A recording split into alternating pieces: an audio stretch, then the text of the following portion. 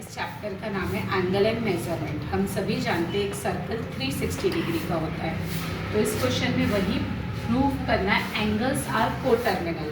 कोटर्मिनल्स का मीनिंग होता है बेटा कि अगर हम इन दोनों को सब्ट्रैक्ट करने पर अगर 360 आता है या मल्टीपल्स ऑफ 360 आता है तो ये कोटर्मिनल है।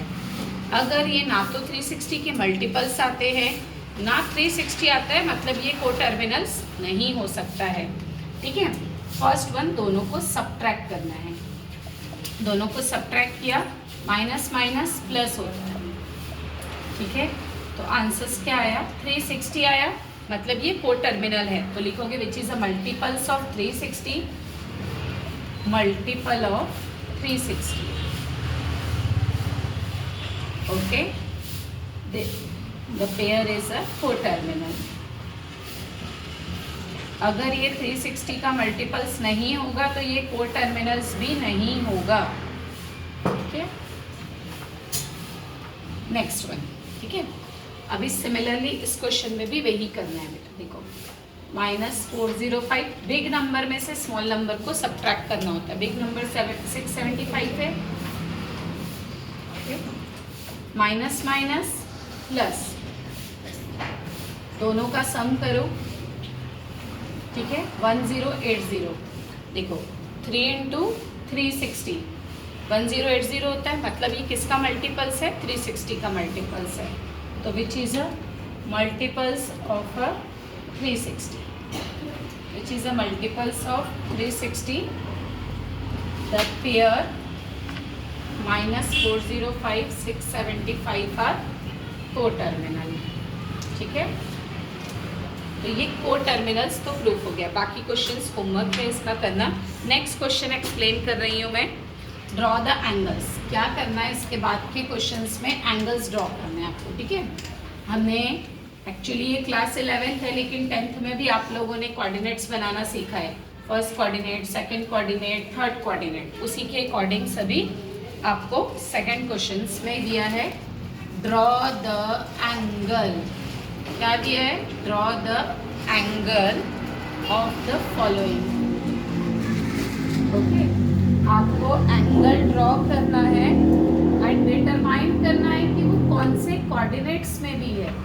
Determine the coordinate.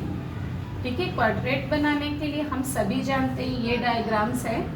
देखो बेटा, ये x है, ये y डैश x डैश, ये फर्स्ट क्वाड्रेंट होता है, ये सेकंड क्वाड्रेंट होता है, ये थर्ड क्वाड्रेंट होता है, देन ये फोर्थ क्वाड्रेंट होता है। इस क्वाड्रेंट के ऊपर ही हमारे सारे क्वेश्चन सॉल्व होंगे। फर्स्ट नंबर आपको गिवन है सपोज 250। क्या गिवन है? 250, और एक क्वाड्रेंट सिर्फ 90 डिग्री का होता है। देखो यहाँ पे 90, 180, अब यहाँ पे 270 तक आता है, मतलब मेरा जो 250 था वो कौन से ऐसे राउंड। देखो फर्स्ट में 90, 180, 250 कौन से क्वाड्रेंट में गया? थर्ड क्वाड्रेंट में। तो इसका आंसर्स क्या लिखोगे? 250 के बारे में बताना है कि कौन से quadrant. 250 is a quadrant of third quadrant में आएगा। ये तो बेटा ठीक है, इजी था, जल्दी। लेकिन अगर सिमिलरली बिग एंगल आ गया 945, तब कैसे करोगे? 945 ये था। देखो फर्स्ट राउंड में 90, 180, 270, 360, फिर अगेन 360 राउंड लगाओगे सेकंड, तो वो बन जाएगा 270।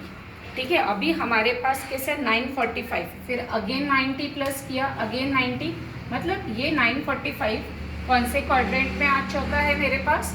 अगेन थर्ड कोऑर्डिनेट में आया, मतलब आपको जिस क्वाड्रेंट में आएगा वहीं पे ही करना है। तो लिखोगे 945 इज अ थर्ड क्वाड्रेंट।